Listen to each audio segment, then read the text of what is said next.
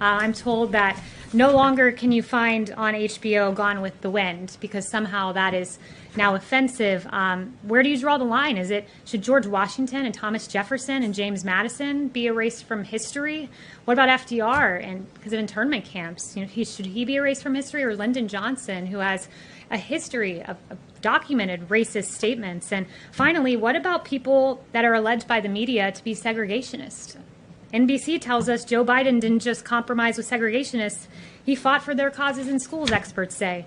CNN tells us letters from Joe Biden reveal how he sought support of segregationists in the fight against busing. And Washington Post tells us that Biden's tough talk on 1970s schools desegregation plans could get him new scrutiny. And there are several more where that came from. So I'll leave you with the question, should we then rename the Biden Welcome Center?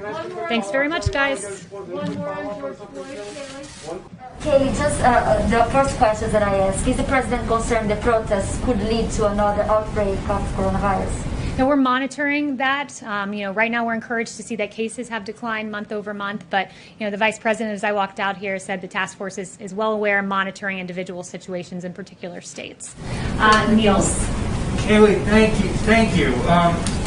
Going back to where you started with the statement about renaming the military bases, if Congress were to send over, say, the defense authorization with language that were to rename one of these bases for someone who, say, was a general who won the Civil War, would the president veto the defense authorization? The president will not be signing legislation that renames America's forts. It's important to note, Fort Bragg, for example, it's one of the largest military installations. It's home to tens of thousands of brave American soldiers. And when you think of Fort Bragg, we think of the brave soldiers that deployed from there. We think of all 5 World War II airborne divisions, the 82nd, the 101st, the 11th, the 13th, and the 17th, all trained at Fort Bragg. The 555th Parachute Infantry Battalion, this was the first black parachute battalion trained at this fort.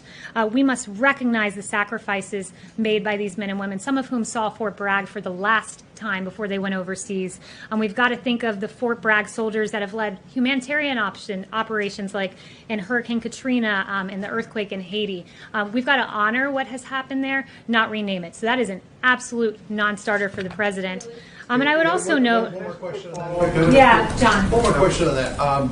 General David Petraeus is one of those people who went through Fort Bragg a number of times, even though his first command was at Fort Campbell, Kentucky. He penned a quite lengthy and detailed editorial about the reasons why those bases should be renamed, saying it's ironic that American soldiers and Marines are being trained at bases named for people who fought against the Union back in the Civil War, that many of the people for whom these bases are named were leaders held in questionable regard, but who were elevated during the Lost Cause movement.